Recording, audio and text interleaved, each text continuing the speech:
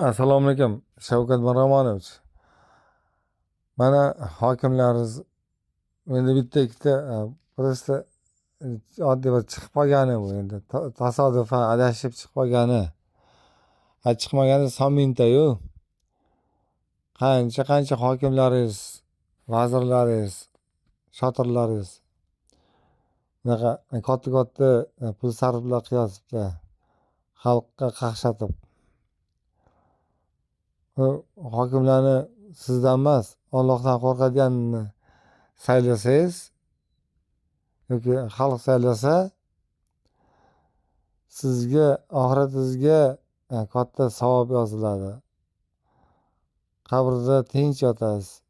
Oxiratda do'zaxdan asraydi Alloh. Aks holda hokimlarimiz bilan birga ketasiz. To'g'ri do'zaxga, Xudo xohlasa. Shuning uchun sizdan emas, Allohdan qo'rqadigan hokimlarni saylang. Agar siz mo'min musulmon bo'lsangiz, Allohdan qo'rqsangiz, xalqparvar bo'lsangiz, Shavkat Miromonovich, shu hokimlarni Allohdan qo'rqadiganini saylang-da, xalqparvarni. Ana o'shanda yurtimizda tinchlik hukmron suradi. Va xalq ertangi kunga mamnun bo'lib, xursand bo'lib, o'z hissasini ko'proq qo'shishga harakat qiladi davlatga. Shuning uchun o'zizdan emas, Allohdan qo'rqadiganini saylang. Shavkat Miromonovich.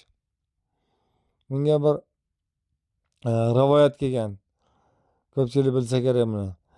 Bir saltanatli bir chekka qishlog'idan bir yosh bola keladi, podshohga arzdorni aytadi. Shohim deydi. Siz saylayotgan podshohlaringiz siz boringizda yumshoq supurgi bo'lib, siz ketganingizdan keyin xalq qashlatadi. Qattiq supurgandek qonini ichadi. Qachon bizani tarafimizda, yurtimizda, qishlog'imizda xalqqa bag'riga quyosh tegadi, shamol tegadi, qachon bir erkin yashaymiz, shu orzu havaslarimizni amalga oshiramiz. Siz qachonki sizdan emas, Allohdan qo'rqadigan hokim saylang, o'shanda hammasi yaxshi bo'ladi. Xalq sizni keyin yaxshi deydi. Xalq sizni olqishlaydi deb aytadi. Xuddi shunga o'xshab, Shavkat Miromonovich, siz hokimlarni saylashda Allohdan qo'rqadiganini saylang. Ana o'shanda xalq sizni olqishlaydi. Boshiga ko'taradi. Va prezidentimiz ilohi umri uzoq bo'lsin, yuragidan duo qiladi. Hozir duo qilyapti, 90% o'lib ketsin, iflos qadrlanlar deb ichida aytadi. Lekin siz o'zingizdan qo'rqadigan, sizga quloq soladigan, sizni nima deydi, qo'pol bo'lsam aytaman.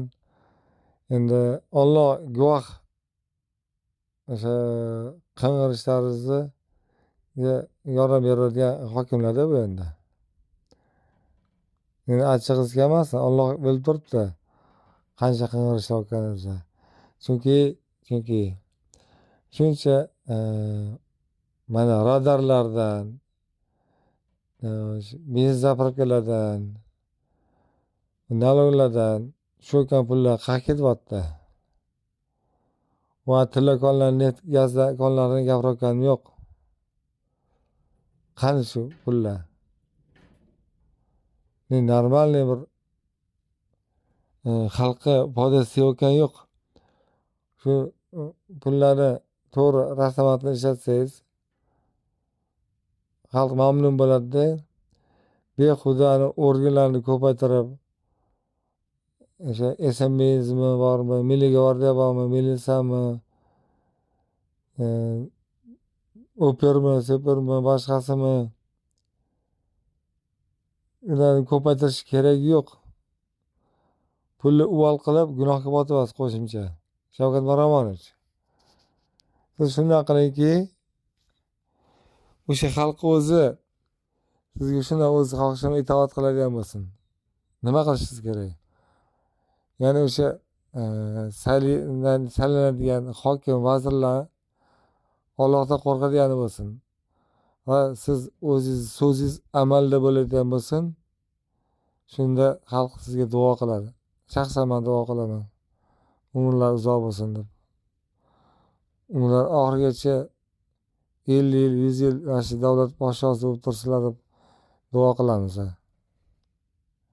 Aksincha hozir sizni go'ringizga o'tin qalamoqda. Oxiratingiz kuyib ketadi. Xudo xohlasa bu ketish bo'lsa. To'g'ri do'zaxga tushasiz. Chunki o'sha boshchi, xalqni yetaklovchi siz. O'shanga siz to'g'ri yo'lda yurib, gaplaringiz amalda bo'lsa, yana hokimlaringiz Allohdan qo'rqsa, shunda hammasi joyida bo'ladi. Oxiratingiz obod bo'ladi. Aks holda aniq javob beraman, xudo xohlasa do'zaxiy bo'lishingiz aniq. Shuning uchun maslahat sizga achinganimda gapiryapman. Har bir gapingiz amalda qo'llanadi xalq uchun. Hokimlaringizni, shotirlaringizni Allohdan qo'rqadigan qilib qo'ying, bo'ldi. Hammasi joyida bo'ladi, xudo xohlasa. Mana eshitamiz. Mana hokimlaringizni bir adashib bir televizorga, internetga chiqib ketib qolgani, adashib to'satdan. Bunaqasi son mingta-yu. Oligar o'zidan ketib qolgan, yerdan oyoq uzilgan. Sizni sharofatingiz bilan shunaqa bo'lyapti-da, Shavkat Miromonovich. Bu gal salkam 70 million so'mlik kurtka kiyib o'zi rahbarlik qiluvchi tumanlarning birida ko'rinish bergan Surxondaryo viloyati hokimi Ulug'bek Qosimov chiqdi. U Angor va Muzrabot tumanlarida bo'lib, bahorgi dala ishlarida foydalaniladigan texnikalarni ta'mirlash jarayoni bilan tanishgani aks etgan suratlarni hokimlik matbuot xizmati e'lon qilgan. Jarayonda u ana shu kiyimda ishtirok etgan va bu hammasi emas. Hokim qimmatbaho kurtkasining ichidan ham arzon libos kiymagan. Polo brendiga tegishli bo'lgan kiyimi Toshkentdagi butiklarda 25 million 815 ming so'mdan sotuvga qo'yilgan. Endi tashqi ko'rinishga shuncha e'tibor berib, bosh kiyimni ko'pchilik oladigan narxdagisidan tanlasa, uyat bo'lardi, to'g'rimi? Shuning uchun viloyat kattasi atiga 4 million 835 ming so'mlik kepkani sotib olgan, qo'ygan. Birgina kepkaning puliga ayrimlar boshdan oyoq 2 martalab sarpo qilishi aniq. Bir narsani aytib o'tish kerak. Hokimning libosi aynan shu narxdagilardan deb aniq aytib bo'lmaydi. Biroq bloger Mufassa Ulug'bek Qosimovning kiyimlariga e'tibor berib, aynan o'sha Stefano Ricci brendiga tegishli mahsulotlar savdosi bilan shug'ullanadigan Toshkentdagi do'konlarning biridagi narxlar bilan qiziqqan hamda yuqoridagi raqamlar kelib chiqqan. Faqatgina oylik ishda bunaqa narxlardagi kiyimlarni olib bo'lmaydi. Aniq bir balosi bor deb ayblashga shoshilganlar ko'pligini rad qilib bo'lmaydi. Chunki hokimlarning oylik maoshi nari borsa 10 million so'mdan balki ko'proqdir. Bu taxmin, chunki biron bir manbada aniq raqamlar ko'rsatilmasa ham kerak. Shundan so'ng bloger agar hokim yo'q, men Stefano Riccini arzonchi poddelkasidan kiyinaman desa, unda janob hokimdan uzr so'rab chiqishga tayyorman deb yozgan. Ana. Bu nima gap? Bu shamol bo'lmasa daraxt uchi qimlaymi degan gap bor, Shavkat Miromonovich. Bu haq gapki, chiqib kelgan. Aks holda bunaqa gap bo'lmasdi. Bu tasodifan chiqib qolgan. U qancha hokimlar qancha qaqshatib tashladi, qancha joylarni. Qarg'ishga o'shalar orqali siz ham qarg'ishga qolasiz. Qo'ying, do'zaxga tushmaslik uchun to'xtating deb ishlarsiz.